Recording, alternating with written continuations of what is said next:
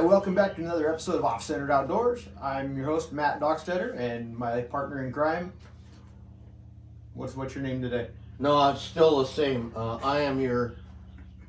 What did I say? Okay, here we go. You can't remember your own deal. No, well, I say it different every time. I'm your no shoes wearing, $5 an hour hamburger flipping, animal stuffing midget moron from Ojai. There you go. Testa. That's quite the mouthful. Yeah, it is. It gets longer every time. That's what she said. Well, yeah, but every time I get insulted again, I find it a new way to roll it into my. Well, yeah, of course. Because it's flattering, Uh-huh. you know. Because it takes a lot to be like the worst taxidermist that ever Absolutely lived. Like you told me, if you can't be the best at something, be the worst at it. We That are was Jim's spiel, absolutely, huh? man. Yeah, no. Our bar's set in the dirt, and that's Hey, can't get much lower than yeah. that. Hey, but today we have a special show we've Yeah, been we do. excited about and bragging about.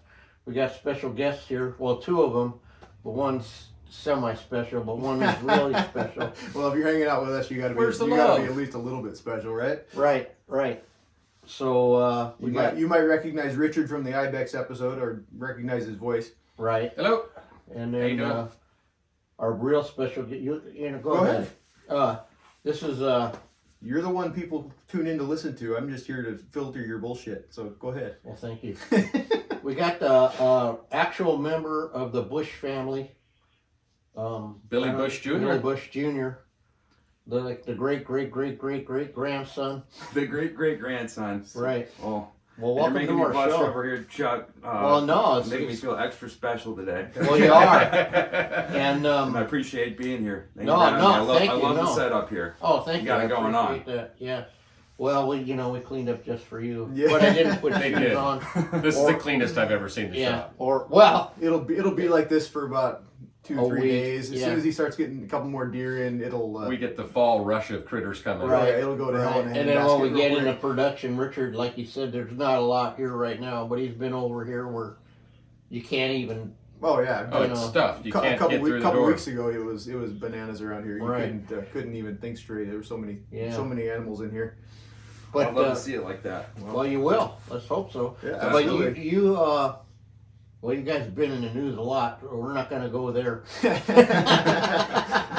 and send any negative criticism to on Facebook, Jeff Davis, and on Instagram, Duck_Vader. All your complaints go there. Yep. Anyway, see what we do to people we love. That's great. Well, you have something going on that a new line of hunting apparel or something. Yep, technical outerwear line. It's called Geist, Geist, geistgear.com. We've been live for just about a year now. Awesome. So actually, life's been busy for me, man. I got married in March, had twin boys in July, Wow, and I've been congratulations. running this business all by myself, wearing all the hats. So Yeah. That's cool. life's been Yeah. crazy lately, but Absolutely. just Oh my loving goodness, it. how do you with twins and It wasn't Kids, expected. I We're just mean, you know. figuring it out as we go, just winging it. yeah, That's the best way to do it. yeah, because life's complicated enough. You have them new babies, and then like you said, you're trying to make.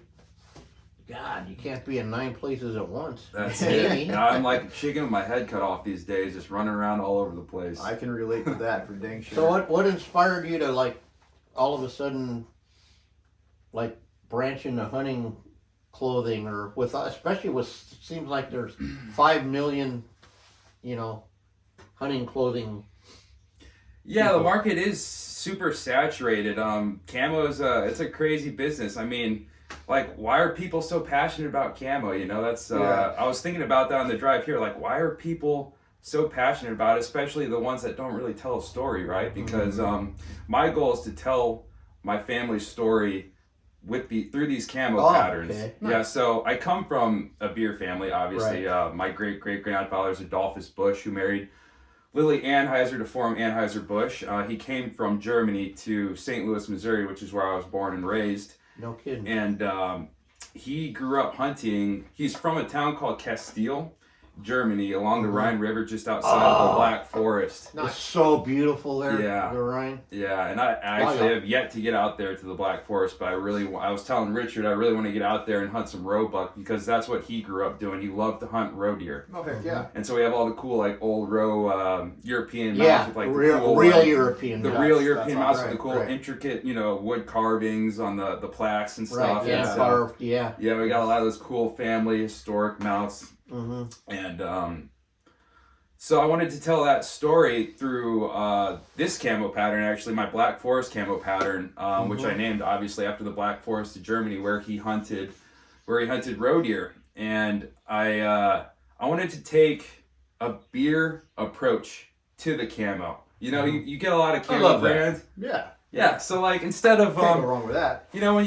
when you go purchase, these technical outerwear brands, camo brands nowadays, they're all about the science behind it. It's we figured out how to see what a duck sees, and here's the science of blending in. Yeah. And I was like, screw that serious stuff. I want to take a fun approach, a fun brewer's approach, and be like, how would I create a camo pattern like I was creating a beer, right? So I wanted to toss ingredients in there, like the traditional ingredients that respects the past, combine it with the new school ingredients that pursues the future. So I call it like a traditional lager with a hipster twist. There you go. I like it. I like it. So that's the story I'm telling with the Black Forest camo pattern. It's it takes ingredients that respects the past. My great great grandfather Adolphus Busch, when he started hunting in the Black Forest of Germany. And then I mix it with these digital new school shapes. Yeah. As like the new school ingredients. For sure. Yeah. You can definitely see the nostalgic. And I see that pattern back in the day. Yeah, it's like they call it the splinter pattern. Right, and that's where the organic bark texture comes from. That old school. Those are the old school ingredients. Right, absolutely. Right. Yeah. I knew that first caught my eye was that I go, splinter pattern, blah blah blah, and exactly. So Geist is all about combining the old school with the new school. It's our tagline is respect the past, pursue the future. Wow. It sounds like you came to the right place. Yeah. That's basically what we do around here. In this age in taxidermy, everybody's got the new best thing, and we like to take it back old school and still try to bring some of the new tactics into it. Yeah, it's really so you're not similar. stuck in the same rut. Yeah. Right. Yeah. And our mentors were well, there's only two left alive, but they both worked with like the top. If you were to put the top 5 taxidermists that ever lived, from I can't ever say his name right, Carl Akeley, and then Louis Paul Jonas, and Henry Winchers, and then Kish and Freight. I mean, so we take the old techniques too that are still work. Art glue is 100-year-old recipe. Yeah. You can't drink it in it, but you could glue with it. But yeah, you could. It's mainly food grade. Yeah, and then combine it with some of the new Wow, what a trip! That's awesome. It is awesome. Yeah. Yeah. Wow. Goes to show, like I remember I say, every craft, like sometimes the foundation is like doesn't really matter what it is. Yeah. It's exactly. It seems like when people get away from the foundation of something and they get further away from it, it starts to go screw. They just have more problems down the road. But it seems like the same steps to whatever it is you're doing, like Yeah, a lot of people trying to go from step 1 to step 10, and you forget all the important stuff in between. It's one of those kind of deals. You've got to show respect for everything that brought you to where you are at. Yeah, and whatever you're doing. And you do, whatever your filter crap is, stuff. Yeah. It's not. I mean, there's a way to do it, and it's not going to work if you don't follow the basics sometimes. Right. Yeah, exactly. I was lucky. I met Billy last year, I believe, or the beginning of this year, and then got some of his hunting clothing and tried it out in Ireland, and I was pretty happy with it. I mean, it performed very well. I got to try it in a lot of weather. The weather was wet and cold, and had a good time with it. I liked the way it blended. It blended well in Ireland, and I was really happy with the product. And been hanging out with Billy, and we're planning some hunts, getting ready. I'm kind of excited because I think you guys are going to get some cool animals. We're going hopefully back to Kyrgyzstan next year. Yeah. Where there's some challenges with it. We have some issues with U.S. Fish and Wildlife, and I'm not sure if it's part of the administration currently or what's going on. But sites permit for Argalas and Marco Polos, the entire species, are having difficulties within the 3 main countries that we hunt them, and that would be Mongolia, Tajikistan, and Kyrgyzstan. Right. Mongolia just got a little bit of headway and got cleared. Safari Club International had a meeting with them early last week to discuss the future of how it's going to be issued. Are they going to be issued in a more timely manner? There's some guys out there that have been waiting a really long time to get their permits. Their animals are hostage in Kyrgyzstan and Tajikistan, and they're trying. Oh, really? I mean, yeah. Wow. Some of them, from what I was told by SCI, they've been trying to get their trophies back for 4 years now. Wow. And they're not getting the permits that should have been issued already. Well, this guy's like the encyclopedia stuff. With this kind of stuff, it's really interesting. Well, I try to do my homework. I love the passion. Hunting for me is not just to go out and squeeze the trigger. It's the prepping, the planning, the learning of the animal. Yeah. What does it do? What is it? It's the like? pursuit, dude. It's the whole thing. Yeah, and, exactly. Actually, in some ways it sounds weird, but when I say squeeze the trigger and I'm successful, it's kind of a letdown because now that story is over. Yeah. And, Right. I get to talk about it with you folks and everybody and my buddies, and I get to put it up on the wall, but that process of the planning, the waiting and everything. So we did get a little bit of news about Kyrgyzstan and Tajikistan that there is some slight headway in the sites permits. So me and Billy are kind of trying to play out, do we want to fall into that packet of, let's go, let's get it, let's do some Marcos, and then are they going to be hostage? Yeah. And we just haven't quite gotten that answer yet. Regardless, I think I really do want to go back and hunt the Ibex, though. The Ibex was it's an amazing experience being on the horses. 60% of Kyrgyzstan is above 16,000 feet. Wow. So it's like once you leave Bishkek and you go for your very long drive and you get up in the mountains, it's like the National Geographic. Everywhere you look. That's really cool. Absolutely amazing. Yeah, and I got some other assignments for you. Bring it Some on. other animal that I want to mount. Selfishly, I want to do another blue sheet. Chuck will give you his wish list later. Yeah, my wish list. Well, another really nice tur would be great. I've been working with Derek Amani from Hunt Nations, and we've been talking about a lot of our options, and he's a great resource there at Hunt Nations. Derek has a wide variety of experience out of country, and he knows the politics, he knows what's going on. He recently hunted blue sheep, I believe last year in Pakistan, and got a beautiful animal. Said it was one of his toughest hunts. Talked about, the process, the Pakistani government has decided they want to make us feel safer when we go there. So instead of just growing a longer beard, kind of blend in, getting in the car and drive through town. Get your PF flyers and your...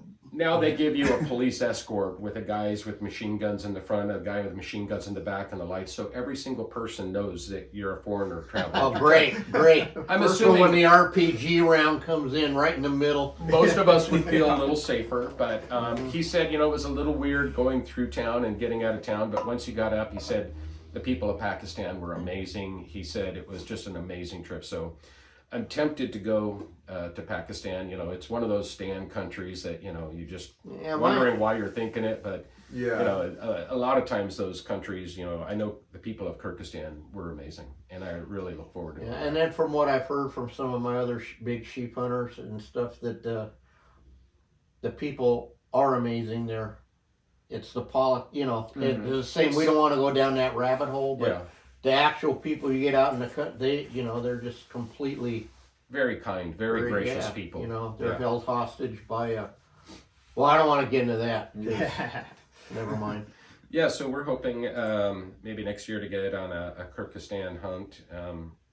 Not sure about the Marco Polo. It depends. I mean, it's a lot of money to do something like that to not be able to bring your trophy home. No, I get it. Definitely, me and Billy are talking about going back to the Black Forest and looking for not just a roe, but maybe the Black Roe. And the Black Roe is a very smaller population, is a little bit more difficult to find and get, but it's up for it. And if it lines up with Oktoberfest, it might. Darn it.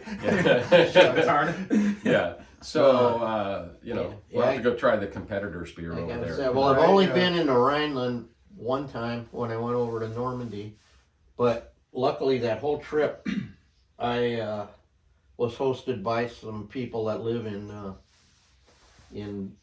Weissel or something. And so I flew into Frankfurt and took a train down to Loesch, and then they picked me up, and I stayed in this little town, and it still had all the Roman stuff. I mean, you talk about your restaurants, it's all just vintage, and you're driving, on the train, and you're looking at the castles, and then we go up to this little village where he lived, and you see the hunting blinds and all of that. Yeah. And then I saw some of the most beautiful red deer I've ever, oh my God. Just laying in this, and I go, you have no idea how difficult it was for me to arrange this moment exactly for you. Because I saw these deer and I went like bananas. Yeah, it takes a lot to get Chuck excited about animals anymore. Oh my God. But there was, because you see a lot of them from New Zealand. Okay? Yeah, you get kind of jaded. Yeah, but when you see these ones in the color, because I don't know, how we look at them is a little bit different. You look at them, you're like, yep. And then there was, they were all shooters, but then way in the back of the film, man, there are these two. Oh my God! If someone could get one of those two, they'd probably be like the number infinity of free-ranging red stag. Yeah. Definitely. Oh, just beautiful. Yep. Well, That's I'm a hoping. beautiful cut, over there. Beautiful. My goal is to, for me and Billy to start doing some good hunts. We'd like to start up high while we're younger, especially me, and get some of those outer ones out of the way. Oh yeah, heck yeah. Put the stress on the clothing, obviously see how it works for us, see how we can improve in it. That's the one thing about Your main taking salesman, right? taking the clothing. Well, it's true. Anytime you have a product, you're always very fortunate our paths crossed. Yeah, you're absolutely. always looking at a way to make everything better, no matter what you do. Except for Chuck, who's got it all figured out and doesn't have to improve much. But We're doing it all the time, every day. But I'm looking forward to getting out and traveling, doing some hunting worldwide, checking out to see what kind of animals we can find, doing all that homework I talked about, the planning. I would mainly Billy sit down and we talk about what we want to hunt. And then for me, I got to start the whole path of homework. Where's the best place? Where's a reasonable pricing? What's a safety factor? And get all those kinds of things, see what our American sites is going to do to us if they're exportable. Then to get there, figure out the whole packing, what you're going to take, actually get out there, see how it performs, come back and say, well, this was flawless. This was really good, but what if we did this? Yeah. And, it's always good to get out there in the field and try it, because when we're sitting here in Ventura, California at the warehouse and you're scheming on how to do it, but then when you get at 16,000 feet and you're sitting there panting going trying to catch your breath, and in your back of your mind you're going, wow, this could make this better.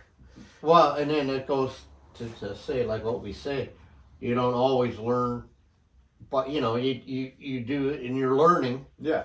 And you go, okay, we messed up. Well, you didn't mess, but you know what I mean. Yeah. And the only way to learn is by doing stuff. by doing it, and then finding out where the weak, the failure is how you succeed. And it's not necessarily fail. I hate to use the word fail, because you're not failing because you're. Yeah. When you're doing something, you already succeeded because you did it in a weird way. But yeah, absolutely. It's like you're truly learning. Right. Well, in many ways, my best successes have been with my failures, because then you walk away and you shake your head and go, well, how did this happen? And then you just dig into it and you figure out how you're going to do it differently next time and make it. That's what I mean. So I hate to use the term fail, because it's one of those things you I like to say, you either win or you learn. It's right. It's kind of cliche, that's the way. That cliche. That's right. That's what you said. Well, my wife. I had many relationships before my wife, a few of them in this and that. I've been married 35 years, and I finally have one that allows me to go out and do the things that I want. Yeah. I get to sleep at night, not worried too much about a frying pan over my head, you know. I try to use all those really light pans in our house. The cast irons are in the hunting trailer. Yeah, the ones you get at the dollar You store know, you can bend in half. I'm very fortunate. Have you ever seen them ones that have the shape of the top of his head? I can relate. Been there. No. So what's new with you, Chuck? Well, besides the felony neatness, you know. Yeah, I'm really Yeah, surprised. Well, we do it like Matt said, believe it or not, for the whole time he's been here, I've been, you know, it's hard to stay organized when you're really always in combat. Yeah. Like, you know. When you're a largely one person operation, it's hard to be the guy that does everything and be Just the like I janitor. was saying with your kid, and Yeah. be the janitor, but Yeah, no, I totally get that. yeah, what's new with me is the same old crap. Yeah. But we're excited every year. This year for us, like you guys are going out in the pursuit, but we're going, what are we gonna get this? You know, Yeah, it's like what's Christmas the every quality year. of the animals we're gonna, you know, what do we and what special one that we don't even know is coming, like, you know, Yeah. like your Ibex or the Turs or I hate to throw it out there and tell him because I like that shock factor because when I call him, he was just you see him get all excited. You're bringing me what? Mhm. Yeah, like, well, Richard, he figured me out. He goes, I don't think you're doing it for the payday. You No. know? Yeah. Well, he mentioned, I mean, well over a decade ago that, you know, he's done so many deer, so many pigs, so many bears, so many elk, so many antelope. It's Yeah. just like, you know, it's gravy. It, you know, keeps No, the it's great system to do moving. what you have to do. It keeps the system It's how moving you and eat, everything. you But Definitely. when you bring in some cool things, and like Oh, when I brought absolutely. in my Cyrus moose, that was really nice moose, and he was Yeah. just like, right on. And you saw him get all excited, and then it's like, hey, I want to come over and see it. No, you can't. Yeah. No, I want that shock value. Uh-huh. Yeah, And that's I like one I like to see the reaction. Like he'll send me a picture of my rack on a phone, Yeah. sitting on my rock, and I'm like, come on. And I'll come on, hey, you know, it's going to be a couple more weeks, Rich. And I'm like, well, can I? No, you can't see it. He likes to see that shock and awe when you walk in. Yeah. That's great. Yeah, and also sometimes you can get prejudiced to it because, like, for example, we're stuck on this piece right here because we're waiting for the wood base that the guys haven't made. Mhm. So I can't proceed, right? And if you're gonna look at it in this snapshot, it's not the right, Yeah. and then you could poison your brain. You know Yeah. what I mean? There's also a lot of things that don't always transfer well in pictures and that kind of stuff too. Right. We call it the ooick thing. So, yeah. You know? You gotta look ooick, but it's not really ooick. They don't know what they're looking at. You know? Yeah. And so that's, you know, that's another reason. It's just better for you to see it.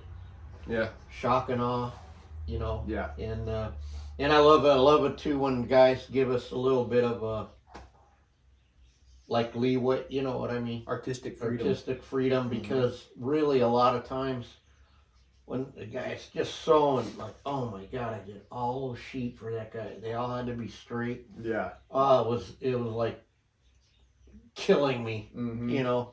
Well, Yeah, somebody I mean, has more pull than I do, Billy, because I used to come in and go, well, hey, I'm thinking, and go, nah, we're not going to do it that way. Yeah. I'd be like, well, and he'd be like, nah, I got it all figured out. And then I'd come back and I'd be like, That's the way you gotta do you it. know, and You gotta let he's- the artist do his thing. he's amazing. And I don't, yeah. just when I get in there and I some of the animals, and I'm going to be taking you over to the house after this and we'll take a look. It's really cool. You can only have and grandpa's homicide. your And you'll make a grandpa's suggestion fireplace to so him, and he many goes, "Well, times. that's not natural. That's not how an animal would do it. You know, you're asking me to point it and to do this, but normally they don't do that. This Well, isn't I really how they work." appreciate that because I wouldn't want an animal doing something unnatural, you Yeah. know, hanging in my house. Yeah, I mean, at the end of the day, it's your dollar. I'll do whatever you want. Yeah, me to you're do. the boss, But- but you know, we have to eat.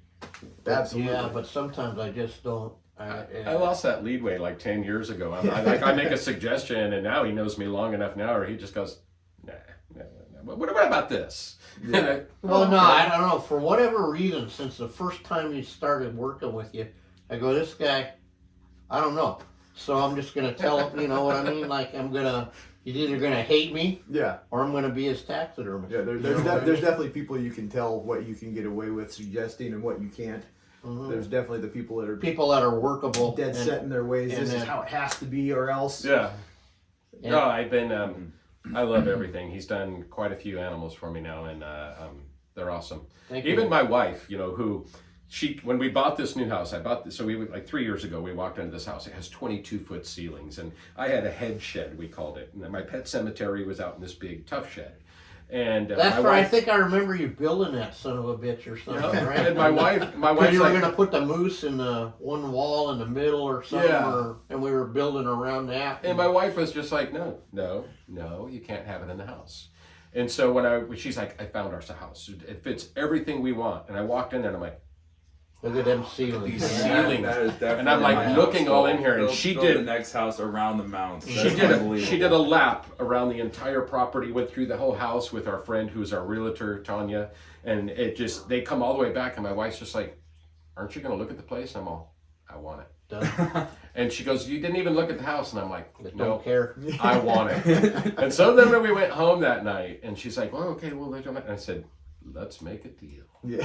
After 35 years, my animals are cold. They're out in the cold. And I said, we need to bring them in to help preserve them. And to What do about this. where's your compassion? And so it started out that she was like, okay, They're getting you dusty get from up there, this man. line over this way.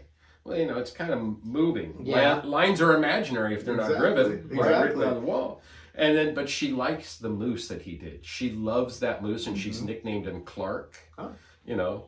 from National Lampoon. Okay. Right. And she actually allows him to go way outside of the line to the other side. And when you brought me Once you went there, that's what I'm saying. It started here's out the there. front now. That's the old front. And then we had the Ibex I brought home, and that created a little bit of controversy. So Now I saw that one wall and go, I'm gonna put that right there. he just walks in, and then so I'm like, I already knew it wasn't even really dead yet, and I was I knew you were gonna do a life size, so I was hoping I could, so. Yeah, so he finally, I got the moose over here and everything. So now I'm just like trying to fill that gap in between and see how strong my marriage is Heck and yeah. keep moving it towards. Yeah, but it's working that way. That's awesome. Yeah. Well, it definitely helps when your wife and life partner, is like Wendy's grown a lot. Yeah. Well, I've met her when I was in first grade. Oh wow. Yeah, we've known each other since first grade. Went to school the whole time together, and a long life of disappointments. And so I just don't want to. I don't want to make it everything perfect. I mean, there's got to be some disappointments. Oh, yeah, in you marriage. gotta- It you creates, gotta have some kind of creates hiccup. discussion. Yeah. Absolutely. It'd be But my boring. wife started off coming from Boston, blue blood liberal.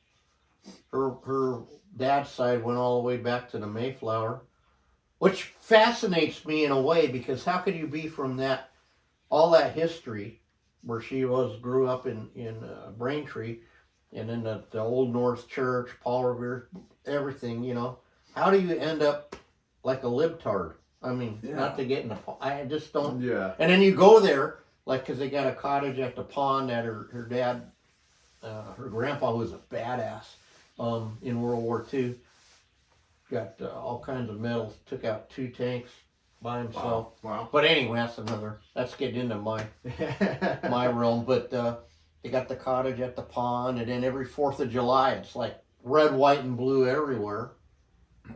And then I don't know. Yeah.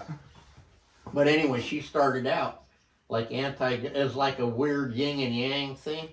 And then now I had to go out and buy her a AR-15 because, see, Just things because. changed. Yeah. Just because she said, they say I can't have one, so that's wrong. I mean, I get it now, so no, I want one. My buddy Chuck out in Utah, his wife always, they're dear friends of ours, Chuck and Brenda, and they've always, she's always talked about Tiffany jewelry and everything. Yeah. And so he went out and got an AR-15, stripped it, and had it completely done Tiffany color. Awesome. No way. And then had it engraved as an anniversary present and gave her Tiffany, an AR-15 Tiffany. And That's how did awesome. that work out? She loves it. Oh, She absolutely loves this it. could go 2 ways. No, right? no, she's I was a figuring that sweetheart. but And she likes it. But no, it's in the animals, and we just got the one rule because we could get overwhelmed in the house. So Luckily, I got my own trophy room. Yeah. And for us, what I love Rotating. is my trophies always change. See, A rotating trophy room. Exactly. yeah, because they get this and that, and then it stays for a while, and then we get tired of, you know what I mean? I Not think tired of. I looking think I at it. actually almost saw a little tear in his eye when I was walking out the driveway with the Ibex carrying it. I was just looking at him and he was like, Yeah, Yeah, we worked hard on that. that one was a fun project. It was, and the rock was, see, if people look at the animal too, which is important, but that rock was like an engineering deal thing, and Yeah. because I started rocks one day, I said, okay, so to stay relevant, man, we gotta figure out all this fancy crap that they're gonna start doing, and we gotta up our rock game, right? And so I said, we're just gonna, because like you say, being a one-man show, how do you do your R&D Yeah. and then still keep your deer heads from getting lapped? And because we don't like to get, unless it's some special arranged thing or something happens, we get, most of our crap is in seven, right at averages like 7 months, 7, sometimes 8 months, 6, yeah. sometimes 8. Every once in a while you get a zinger, it might go 10, you know, but to keep that and then take the time to stop and really develop. So I said, we're just gonna do it. Yep. And we picked a kind of like a slow time, which is in between, like in the spring a little bit, and then now, because we're efficient, we got a little bit of time waiting on capes from A-Zone, but once they come in, it'll be back to the future. Yeah. So we started, and Richard got, God, it Desert took me forever to get there, but your Desert Sheep was one of my first, and so someone's got to be like the first guy, sadly. But one of the first ones was Richard's Desert Sheep, you'll see over there. And then from that, now then you look at the Ibex, it's completely, I mean, so we can't get there. We had to start here, Yeah. just like with your hunting gear. Bring it back to why we're here, you know, but it's the same thing. Maybe in 5 years, you'll look back on your first line and go, oh, what was I thinking? Or, I'm sure I will. you know, but that's the way it's got to be. Yeah. So we up our rock game, and then that rock was I was so happy with that rock because you know Yeah. the Desert Sheep that rock was awesome. it really was. is. I'm not trying to It really was. to It was- wreck I was- myself, but that was you know For what how I mean? we did that one, yeah. Yeah, that it was really epic for how we did it. And then we learned that we didn't have to work quite so hard. Right. So that one, that's no point. Thanks for grounding me. The way we did that led us to how we do it now, Yeah. which is way Yeah. cleaner and more efficient. That rock was and- all carved and Yeah. Oh my God. Yeah. all just. This could be a rock. That could be a rock. Mm-hmm. And then we met Daniel Davis and Oh yeah, from Rocky Mountain Mountain Material. Rocks. Isn't that why you said these like taxidermists in general is sort of like a dying breed, because these younger generations don't really want to have to learn through failures? Yeah, I was having a similar conversation with a guy on Facebook this morning about it. There's a lot of guys that they don't even know how the beginning of this process starts, and they're a taxidermist. I mean, there's guys like in the Midwest and back east, they'll just send their capes off right off the animal, and they've got guys over there that'll flesh them and put them right in the tan and all that stuff. It's like, well, you're missing half of the job. I mean, Actually, the most Yeah. important Yeah. part is taking it apart. yeah, these guys are just assemblers. They're not a taxidermist. You know what I mean? It's when you don't have that connection to the animal, I feel like you're missing out on most of the important part of the job. Definitely. You know, it's the blood, sweat, and tears comes from both sides, the hunt and the putting it back together. I mean, I can relate because I still go out in the field and hunt, and I still That's great. I still am out there doing it. And Guy Kurt's completely different, dude. Well, you you have have to see to. it, man. You have to. There's two It's like different kinds of someone gives business. him methamphetamine or something. And There's two turned different into kinds of this business. freaking Jackie. animal, man. He just gets so excited. Even It's having awesome. fun's a business. when It's you're Yeah. at like my house. opening duck day for me and my brothers and my dad. We can't sleep the night before. It's like Christmas morning. It's it's like being on meth, right? Yeah, so when Excited. yeah. It is. I mean, every time it's like if I have a really fun trip planned the next day where I'm going to be leaving to go hunting somewhere, or I'm going offshore to go targeting pelagics and stuff like that, I can't sleep. Yeah. It's like I'm sitting there counting sheep, and I just can't. I'm so excited. Oh yeah. Now for me, it sounds silly, but my favorite day of the year is opening day of rabbit season.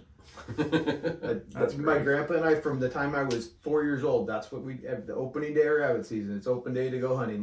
Let's get out there and go. So, I mean, July 1st rolls around. Let's get on it. Yeah, for me it's duck, and that's why I created this camo pattern, because I grew up hunting on the same property that my great grandfather bought when I mean, way back in the day before cars, you know, when he was picking up ducks on a carriage being pulled by a mule. No, that's awesome. Yeah, so I got black and white photos of my great grandfather, August Busch Sr., you know, with all his waterfowl and the horse, mule and carriage, and then side by sides, you know, with us on the four wheelers. Yeah, stuff. that's just really keeping that cool. tradition alive. That's badass. Yeah, so I was taught by my dad how to blow a duck call. It was taught by his dad. It was taught by his dad. It was taught by his dad, and that was one of the reasons why I was inspired to really do this too. Because I went to school. I went to college down south at the University of Mississippi, Ole Miss, with guys, you know, whose dad started camo, like Realtree, for instance. I know the Mossy Oak guys and stuff, and I'm not trying to call anybody out here because I love those guys. Yeah, but absolutely. my buddy Tyler's dad started Realtree. He's from Georgia, and he's a great hunter. But I mean, I learned he didn't even really know how to blow a duck call, and I was like, I spent thousands of dollars on your Max 5, whatever, you know, camo for duck hunting. You don't even know how to blow a duck call, man. Yeah. I was like, yeah. so that was What one of the the hell? inspirations for me too. It's like I know what I'm doing when it comes to waterfowl. I know what I'm doing when it comes to deer and turkey. That's what I grew up doing on my family's properties back home in Missouri. Wow. That's really cool. That it's that connection, you can't. There's no replacement for that. Definitely. Anybody, like you're saying, anybody can go out and sell their high dollar designer camo stuff, but if you don't know why it looks the way it does or whatever, it's pointless. Right. Yeah, it's just, I love it because it's just like with me, or even my hobby, you go, what? You never, you know what I mean? You never shot a flamethrower? I mean, what the hell's wrong with you? Yeah. You never drove a tank?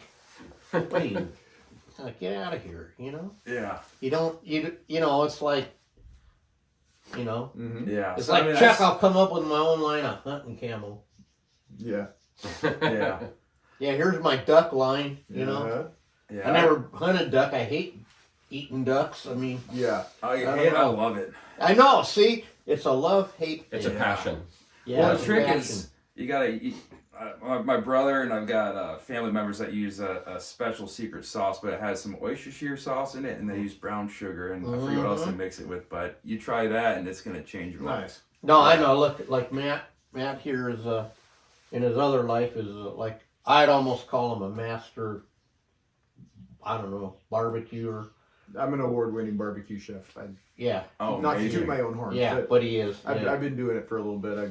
I'm pretty decorated. So Oh, that's incredible. Yeah, no, and so he'll be cooking like we had a big comic party out here one time, and antelope, you know, people, oh, can't eat antelope, man. His antelope didn't even make it into the tacos. yeah, it didn't even hardly make it off the grill. But No. Well, there's no. two kinds of antelope, though. There's good antelope and bad antelope. It depends on where you harvest it. that and a lot of it's in handling. You'll You know, it's anything that has to do with any wild game. It's the five things: where the animal comes from, how it was shot, how quickly, how it was field dressed, how it was prepared and stored, and then the preparation and cooking of it. Yeah. Any one of those can mess the process Oh, up. absolutely. Yeah, but I want to get back to the foundation again because we were saying about that. So, like what Matt says, the people they send it, they don't even like skinning, and so that's not a punishment for us. Yeah. That's part of our job. So when you bring me a whole I understand from when you go, it has to come in already done, right? But that's where we lean on our experience Yeah. to know to get the fit right. But when you bring me in a deer head, you know, in the raw, every single one of them, we have a chart. We do massive measurements. Yeah, there's at least a dozen measuring spots where once you get it back, it's within like 2 millimeters of how it was when it came Right. in. It And doesn't then- look like, hey, there's a deer on the wall. It's like, And then- there's my deer I killed this year. Yeah, And then that's we unbelievable. do what we call field notes and sketches. So, like for example, that whatever that one deer, it had a weird thing in its ear, so I sketched, I draw that in, I make a note, this, that, the other thing, so when the guy comes in and goes, ooh, ick, and then I go, no, here it is. Yeah. Here. Oh, mine was whatever. No, let's put the cap, we can, and then from that, it forces you to, this is where they're really missing out. It forces you to look at the heads. It forces you to touch it. And then over time, it's almost like if you were a blind person. Over time, you get the feel and the muscle memory. Yeah, it's just you just really learn your way around a deer head. My bear that you did like 25 years ago. It's got to have been close to 25 years ago. It got in some kind of a fight, and it had a scratch going all the way through its face and up and over the top of its skull, where something just probably grabbed it and was fighting with it. Chuck didn't hide it at all. It was like a showcase of the animal itself. Oh yeah. And then people that brings us into like adding tips and stuff. Our rule is, if you want a perfect one, shoot a perfect one. Yeah. Yeah. And we will add, like, if it snapped off, like when you shot, this and that. We have things, but just to add a tip to, bring it out. If it's broken and you don't know why it's broken, that's. But if it's like that one big bowl where that one thing got busted off and it was a fresh bust, then I didn't have an issue. The one I've got sitting in my shop that goes home tomorrow, that he got excited and blew one of the brow tines off of his elk, and it was.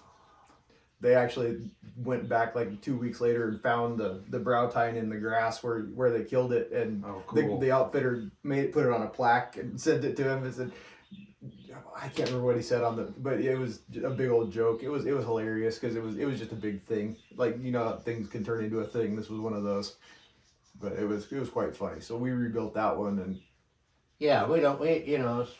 but anyhow, so they're missing it. I mean, you're not even taking it up. You miss out on the fun part. And we had this I love the beauty behind those imperfect details. I mean, that's why I named my deer hunting kit, the soft shell kit, Wabi Sabi, after the beauty of imperfection, like a broken brow tine, and leaving it that way, right? And like the mount tells a story through those imperfections, like you were saying about the bear. It all ties together. I love that. And then actually animals are even more asymmetric than we are. So when you try to do these, quote, perfect side-by-side, blah, blah, blah, our eyes find it unpleasing, believe it or not, And it doesn't look good to us. Yeah, there's I mean, as you probably know, there's no such thing as symmetry. I mean, it's a man-made idea. Yeah. So it's nowadays it's social media filters. Yeah, exactly. Yeah, same idea. And that's why it's so hard to get one that scores like really good, because you got the dominant side, and we always, okay? And so one side's heavier, one side goes this way, one side goes up, and a lot of times it's a lot. So on the ones that score the best, you'll find they almost gotta like match. Yeah, that's one. Which is almost impossible. I like SCI scoring. You get credit for everything. I was going to bring that up. The difference between SCI and Boone and Crockett is Boone and Crockett deducts it if it's not perfectly matching. Yeah. And Safari Club International gives you whatever the point is. And then you go to like Europe and some of their measurings, it's all by weight. It's all by the weight of the antler. Some of them even do displacement of water when it goes in, how much water it displaces the mass and everything. That's cool. So there's different ways of doing it, but personally, I like the SCI scoring because what it is what it is. Yeah. If there's a brow tie or something that got broken off during the fight, you don't lose points because of it, because it doesn't look perfectly matching. Yeah, and the worst part, like that one guy that. I got fired from him, which turned out to be a blessing, that Grand Slam guy. Oh. But he shot this Thule, non-typical, off of Grizzly Island, and he was all excited. He thought for sure that he had the number, top, whatever. By the time they got deducting it, he barely made it into the... I mean, it went from like 2 something whatever down to 180 something or whatever, Yeah, because they screwed him on all the, instead of adding it deducted, and you know, Wow. this thing looked like a red stag almost. Yeah. You know, it's crazy. I'm interested right now. I got a local guy who is SCI, and we're trying to get him to score some animals. And we have 2 red stags, a follow, a Sika, and an access deer. And so we're hopefully going to get him out. I'm going to get out there this weekend and see if we can get all that stuff scored. Nice. Yeah. And then I'm waiting for Chuck. Chuck's got my skins for New Zealand, so I'm hoping to. Well, get those things they're back. been personally delivered. Yep, I hand delivered them yesterday to the tannery. Thank you very much, sir. Absolutely. Oh, that's another thing we do here. A little bit different. Mm-hmm. Luckily, I'm blessed because Matt is a couple hours north, and so he's close enough to the tannery. We don't trust our hides to shipping nothing. Well, yeah, that, and there's a big difference when I can either take something and get something Back, right. that day. I can come home and order my mannequins. I don't have to wait. Right. Oh, hey, That's your the stuff's other ready. advantage. It'll Yeah. be there in a week. Great. What am I gonna do for a week? My desert bighorn sheep, when I had an artist doing a replica of it up in Utah, you know, they were like, well, you can ship it. And I said, I'll see you on Saturday. Yeah. You know, the last thing I want to do is put my, you know, a hunt of a lifetime that I was Oh, yeah. so lucky to get that tag here in California through the standard lottery. Yeah. And I wasn't going to trust that with anybody. No, hell no. I But drove man, back and forth to Utah, and yeah, there was a time. One of the reasons I started driving the hides to the tannery was because there was the local UPS guy here. There was a few things he refused to take because you could hear salt rattling in the box. So nope, that's got to be something that I don't want to have to deal with. So, And then for me, it was like I told you, like screw it, let's load it in truck. I'll drive. like, I'll drive the 4 hours to the I've tannery. had them opening up my stuff. I've had them this and that, and then we've also heard horror stories of UPS just dropping stuff at like on a port. You know, the guy wasn't there to sign. A lot of times you want to make a signature because you got your shipment and it's got the lion and the leopard, and that all got stolen from a guy, Yeah. one of our buddies. And yeah, what do you do? Mm-hmm. You know, it's horrible. I mean, we take on a lot of responsibility. People don't really realize, you know, and then we get all the criticism, you might say, but if you realize how many animals we touch Mm-hmm. and how high our success, it's pretty amazing to me. Yeah. well, You know, when that we don't, you don't lose. You know what I mean? The most 99.9% of them come out higher than our customers' expectation. That's a lot, you know. Oh, you know, for sure. Well, in many cases, you're dealing with people's dreams and memories. Absolutely. I mean, as a hunter, I never ever thought that I would shoot a desert bighorn sheep. I don't have that kind of money, and it simply wasn't in the cards. But when I got just picked by the California Fish and Game with full points, Yeah.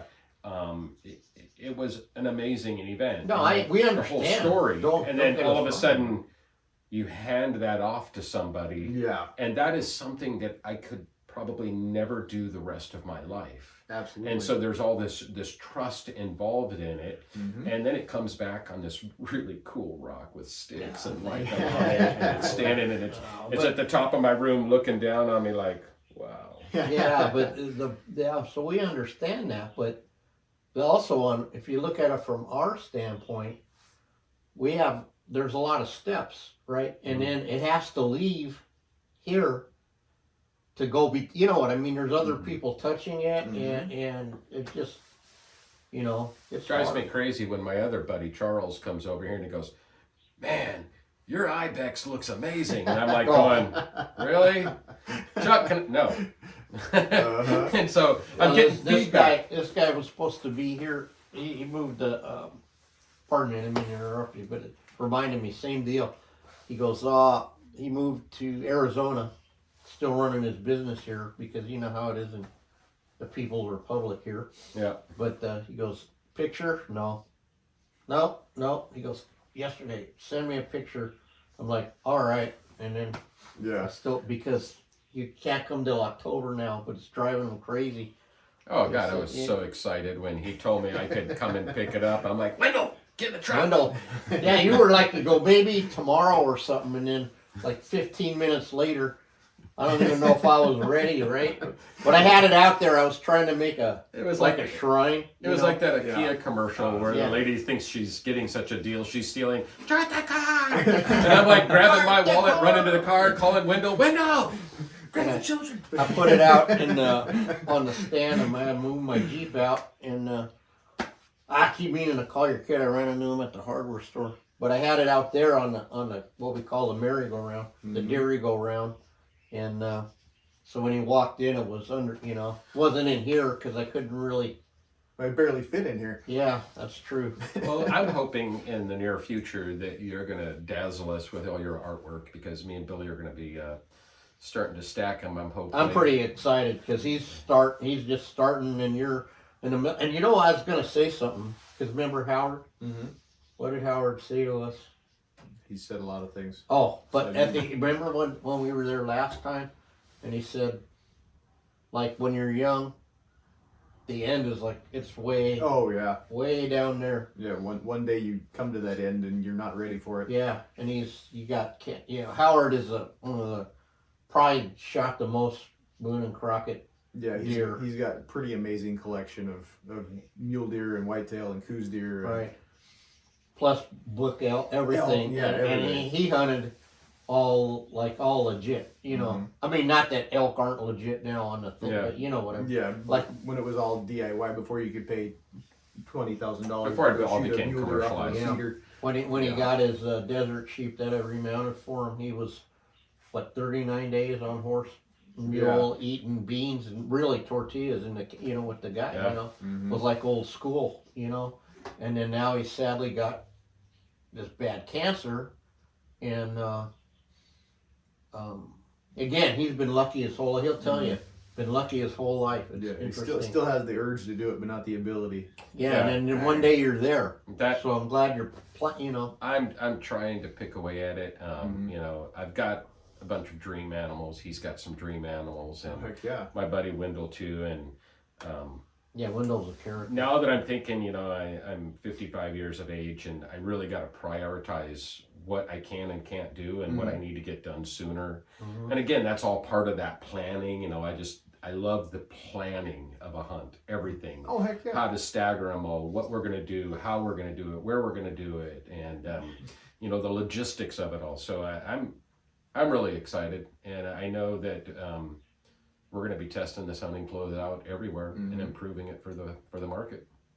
Good. And Matt and I are excited to do your collection, and I'm gonna take it with me this weekend when I leave for Wyoming. So sweet. He's going. What you hunting? Antelope. We're gonna go give her a shot again and see if we can't find something worth putting on the wall. And what part of the state?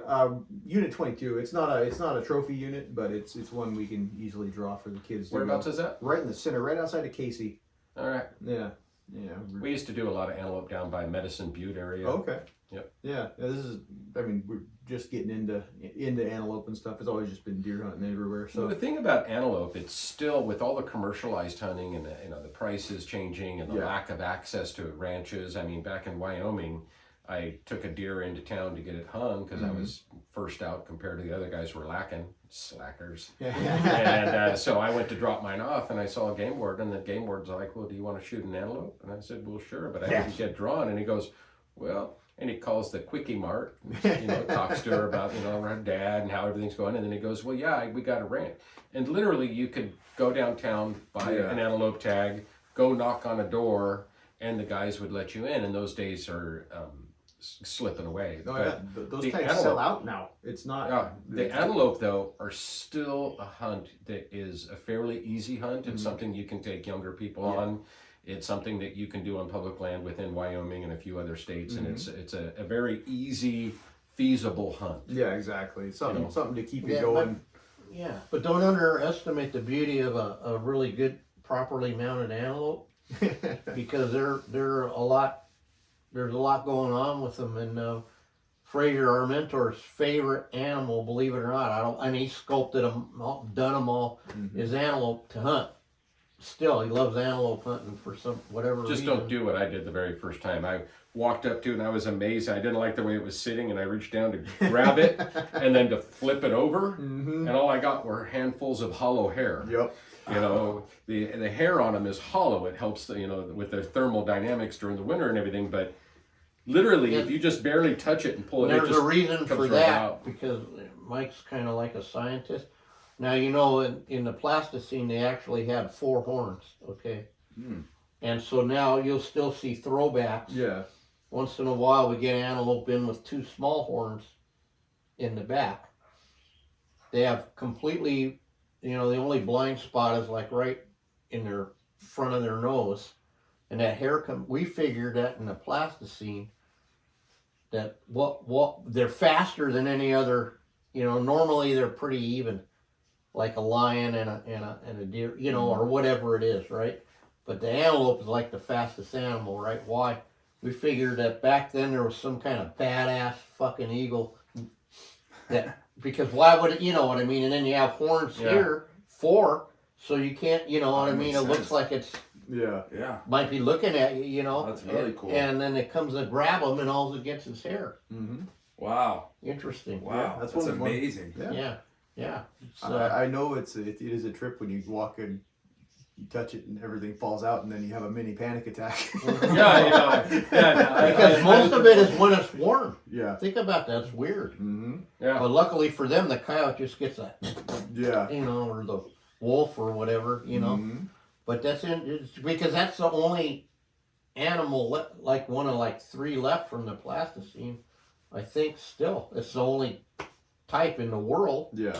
right? It's the only animal that sheds its horns in the world, I believe. Yeah. Antelope shed? Yeah. Really? Yeah. Every year. Yeah, Wow. They're just hair. It pops off about, I don't know, I think they start dropping them in December or something like that. And, I did not know. oh yeah, it's The only horned animal on I Earth. didn't know this was an education right? show. I do get Well, a we- little bit once in a while. We know It stuff. doesn't happen believe it very or often, not. but Well, coming from Upper River Bottom, there's a lot to learn from out there. Hey, I'm upper class white trash. Mhm. My house doesn't have wheels. Okay? Uh-huh. You just can't grow though. You're a midget. Nope. Midget. Absolutely. Animal stuff and midget moron. That's what they say. That's what he was labeled by one of his adversaries. One of my highest compliments I've ever gotten in my. I could not stop laughing, man. Oh, that's great. Especially when they emphasized the moron. When I heard that, it was just the way it was said was so freaking funny. I was almost crying. Absolutely. Well, I think what we should do is the next podcast we should do this down at the warehouse. I'm good with that. I think Let's you do should it. come on down to the We warehouse. will on a Tuesday if that's okay. Yeah, That's our absolutely. podcast. Do a That'd tour be of great. the. Love to have you guys. Do a That'd be tour awesome. of it. Billy's going to be working with a contractor, and he's actually going to be making his front room where this person can make an appointment. They can come in, they can be fitted, they can look at all the items and tell Think them of all. it like a suit fitting, Oh, but nice. for hunting gear, by appointment only. So a little retail front with a changing room, and then so my space is called a flex warehouse. So I obviously you got the warehouse space, well, the product. Then I have an upstairs with office space, the retail front. I even have a mezzanine in the back where I'm going to set up a archery wall, so that way when people try jackets on, they can pull back and see how it That's feels awesome. to really get them outfitted for specific hunts. That's really cool. That's really cool. So I can't wait to check that out. I mean, there's not too many places, especially here in Southern California, Yeah. where you can say, hey, I'm going to go on an Ibex or a turkey or a duck, and you can walk in and be fitted and go through the warehouse and be set up by an individual, have, a Billy or a representative going through and taking everything down and working with you right there on the spot so that when you leave, you're ready for that hunt. That's really cool. I like that. That makes it even more personal and special. That's really cool. Exactly, Yeah. personal, yeah. We just have an expectation that those people will enjoy that hunt and send back some pics. Absolutely. So that we can check out the success that they had, and what Billy's part of it is to make these people's hunt more enjoyable and more successful. Yeah, absolutely. Yeah. isn't it cool that you have the ability to do? I mean, that's so. Yeah. That you have the ability Mhm. to take your passion and then make, part of your living, like with Yeah. us, Yeah, I mean, how can you really call it work when you're doing No, what exactly. when you're getting up doing what you love to do 100%. every day? It's like and Matt I said- can feel the love and the passion here. And it's yeah, just, we it's never like the close, like warehouse, he though. said, Yeah. we're just really blessed. I mean, it's a little bit harder of a road, just like your great grandpa had doing his own, you know, because when you're doing it yourself, it's all on you, and then you sacrifice a lot, but on the other hand, we're totally free at the same time. It's a bizarre. Yeah. Hey Chuck, by far, those are the most fitting earmuffs I've ever seen. Here we From go. now on, Matt, that's it. I might have to try. And I think you need to bling them out for him. Right. We I do have put that some- technology. I'll have when my granddaughter comes, Uh-huh. I'll have her scarlet them up. There you go. I'm impressed. You wear it well. Well, you know. It's the Chuck Testa Barbie edition. And then when I heard he was coming, I go, oh God, how am I going to keep my big mouth shut on that other deal? Southern But, California in 2023. You're fitting right in nowadays. Yeah, yeah. Well, hey, we've been chugging along for an hour exactly now. Really? Oh, Wow. About time sadly, to- we got to wrap about it time up. to wrap it up, I think. Well, tell everybody once again where they can find you. So website, it's Geist Gear, GEIST gear.com. Perfect. Any social media you want to plug or? Yeah, anything? so we're on Instagram, Facebook, a little bit of TikTok, but I'm mostly active on Instagram at Geist Outdoor Gear. Perfect. Okay, well, run me to at, because, he has the Instagram. You Yes, joined my the dark son is side. making fun of me now. Yes. I'm learning it. I At don't the know how. hardware store, all places, is where I followed you. Yeah. I don't know what I'm doing on it Me yet, but neither. I've started it. I just put a beautiful post of Richard up with his with your Ibex in Ireland. Yeah, the blue. Awesome. I can't wait to Yeah. mount that. Awesome. You know? But yeah, any other? No, that's it. That's it for now. Okay, and then Matt. You can follow me anywhere at Butcher Shop Taxidermy. Real quick, if you like the hat I'm wearing, it's go check out butchersofamerica.org. Any sales of these hats, it's going to support the team going to Paris in 2025 for the world competition. And if you do buy one, mention in the notes that Raymond Williams told you to go buy them. That's my brother-in-law. He just made the team this year. And so Right on.